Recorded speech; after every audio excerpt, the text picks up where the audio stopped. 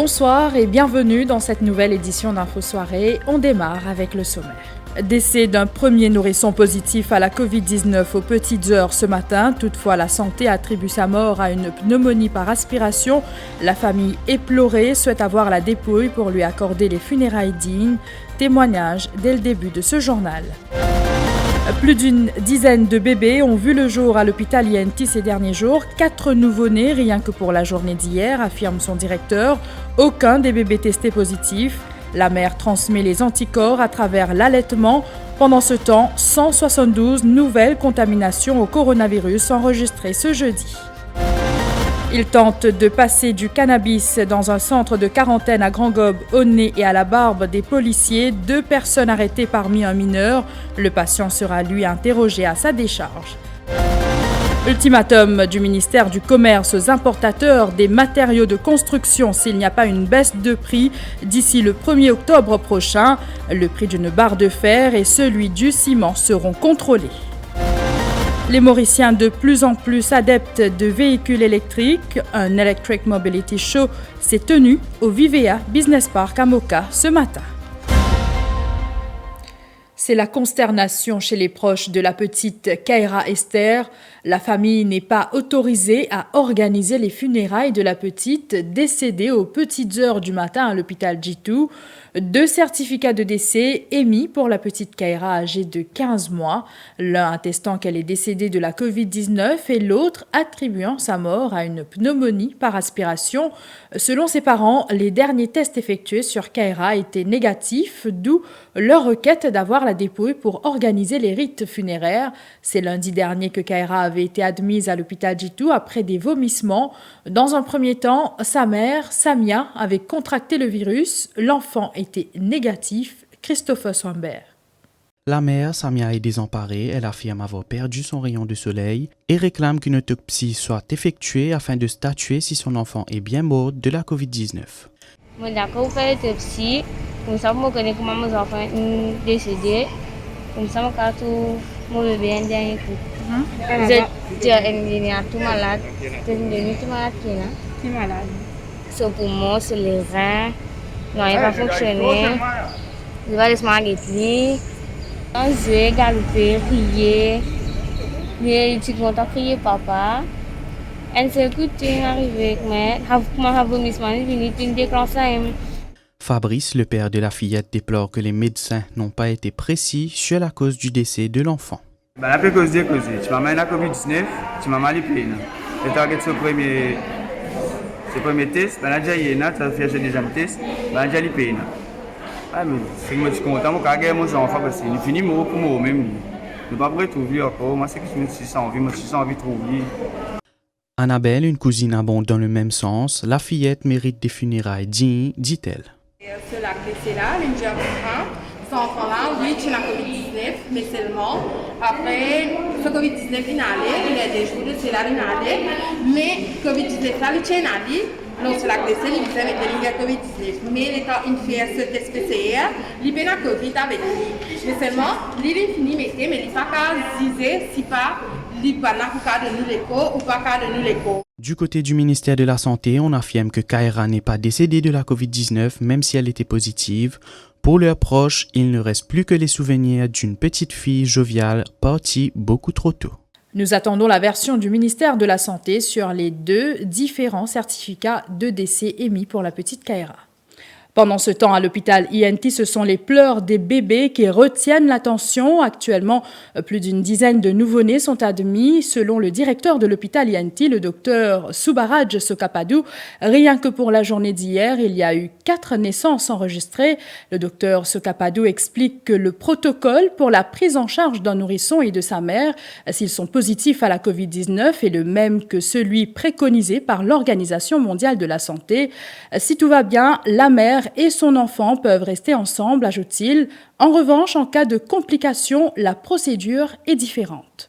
Un bébé de 5 mois ou 7 mois, un nourrisson, et là, il est tout à fait différent. Et nous trouvons qu'il demande des enfants. Il y a plusieurs enfants qui ont le Covid, qui sont positifs au virus du Covid, et ils ne développent aucun symptôme d'escalaire. Et nous trouvons qu'ils ont une grande facilité à éliminer le virus, et ils n'ont pas développé une forme sévère. Mais forme sévère, normalement, nous finissons la mode d'un nourrisson aujourd'hui. Bon, un nourrisson là, pareil que moi, nous me dit, il y a beaucoup de patients qui sont décédés avec cette cause de santé précaire. Ça veut dire qu'il y a des patients qui ont une décompensée cardiaque, rénale ou même diabète qui sont morts avec cette bonne cause-là. Mais, par malchance, ils nous trouvent au Covid. Alors, dans ce patient-là, de côté Covid, ils restent asymptomatiques. Je ne qu'il n'y a aucune complication Covid, comment nous dire. Mais ces enfants-là, pour lui, il faut penser qu'il y a encore trop tôt pour capable de dire qu'il y a une complication de Covid.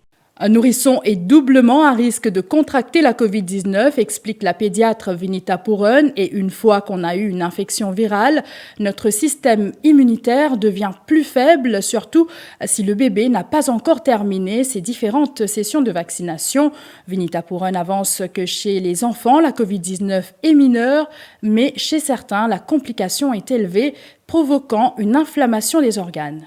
Déjà, un nourrisson, il n'est pas encore fini sur cette cédule vaccination. Il n'est pas encore bien protégé contre les microbes courants dans l'environnement quand ils vivent. Et il est à double risque. Et une fois qu'ils ont une infection virale, ils baissent le système immunitaire. Donc, attrapent les autres infections avec les autres microbes. Et c'est à cause de ça, là, devient compliqué. C'est extrêmement important si un enfant a un Covid, isoler les enfants-là, pas laisser gagner contact avec la foule, pas laisser gagner contact avec un petit monde qui est malade. Parallèlement, 2 nouveaux décès attribués à la COVID-19 ont été enregistrés aujourd'hui et 172 nouveaux cas détectés durant ces dernières 24 heures. Ils sont tous asymptomatiques, chiffre communiqué par le ministère de la Santé ce jeudi. Pas d'admission, en revanche, à l'hôpital INT. Je vous retrouve après la pause pour la suite de ce journal.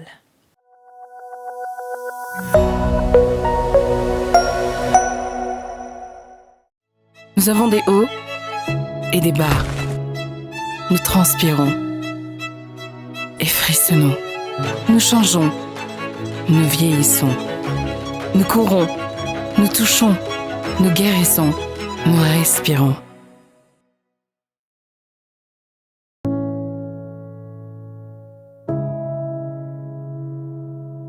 L'écor Nivea Rich Nourishing.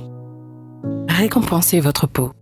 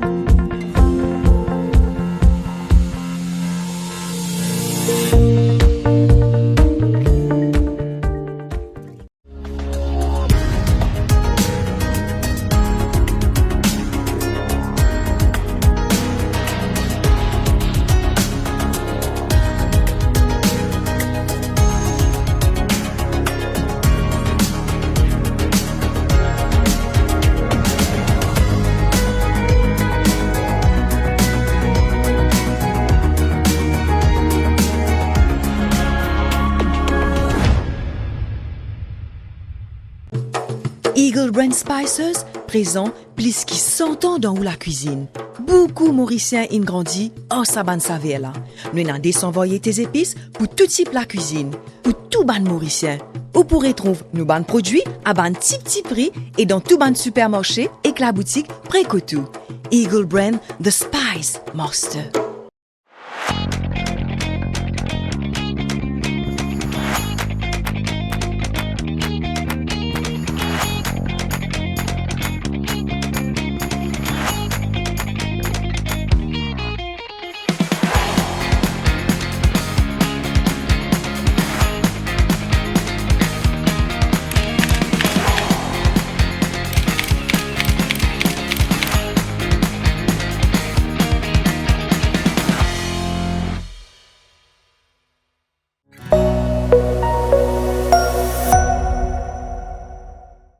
Aussi à la une ce soir, cette mise en garde du ministère du Commerce aux importateurs de matériaux de construction, le prix d'une barre de fer et celui du ciment seront contrôlés s'il n'y a aucune baisse d'ici le 1er octobre prochain. Vous le savez, la pochette de ciment a connu une hausse de 15% en une année, alors que le prix d'une barre de fer a grimpé de 45% durant cette même période.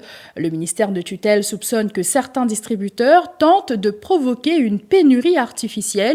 Les explications du Permanent Secretary Jagannathan Rangan.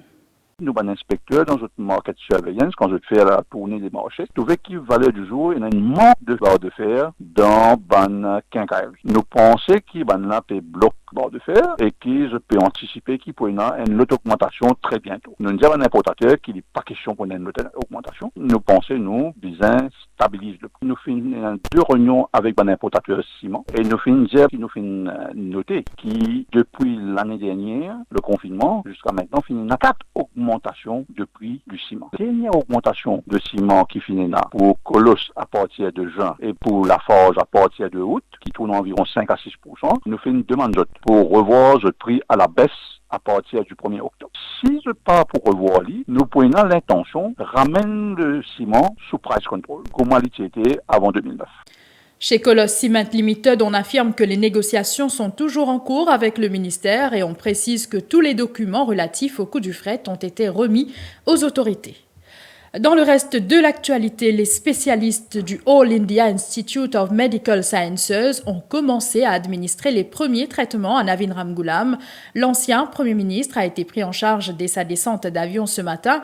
C'est une ambulance spécialisée qui l'a transféré du tarmac jusqu'à l'hôpital universitaire de New Delhi sans devoir se soumettre au protocole sanitaire. C'est ce que précise la haut-commissaire de Maurice, Maya Hanumanji. Navin Ramgoolam souffre d'une pneumonie suite à sa contamination à la Covid-19. Ashna Nakchedi nous a rejoint en studio. Bonsoir. Bonsoir Mélanie. Le docteur Faradomir du Parti travailliste vous a affirmé que les premiers résultats médicaux sont attendus ce soir, Ashna. Depuis son admission à l'hôpital universitaire, Navin Ramgoolam a dû subir une panoplie de tests avant le début de son traitement. Son cas est traité en toute urgence. Comme vous le savez, l'ancien Premier ministre est arrivé vers 7 heures dans la capitale indienne ce matin dès l'atterrissage du SpiceJet au Indira Gandhi International Airport de New Delhi. Une ambulance spécialisée a été autorisée sur le tarmac pour l'évacuation de Navin Ramgoolam vers l'hôpital. Aussitôt, l'ambulance a fait route vers le All India Institute of Medical Sciences qui se trouve à une vingtaine de minutes de l'aéroport.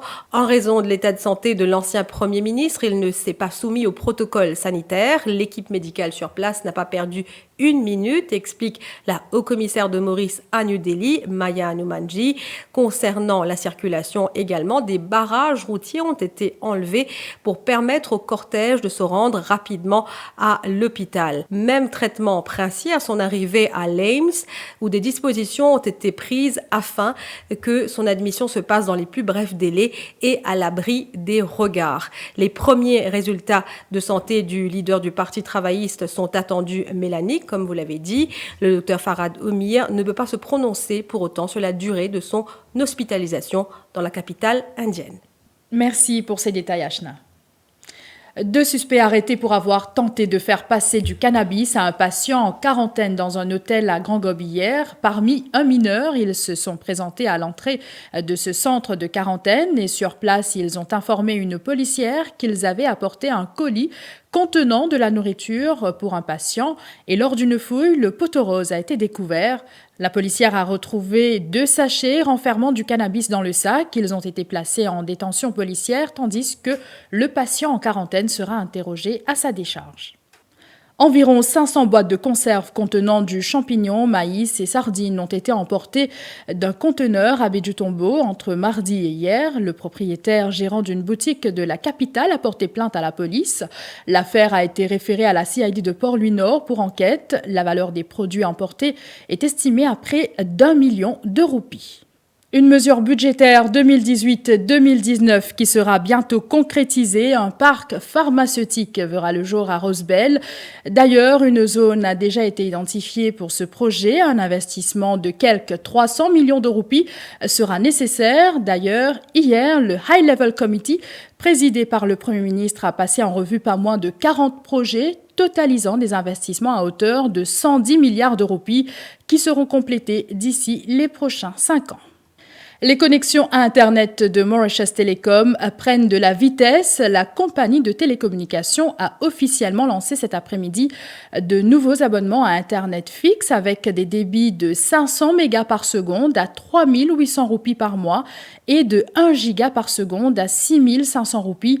Le lancement a eu lieu lors d'une cérémonie au Swami Vivekananda International Conference Center à Pai, en présence du Premier ministre Pravin Jugnauth et du ministre de la Technologie, de la Communication et de l'Innovation, Deepak Balgobin, Sherry Singh, le directeur de Mauritius Telecom.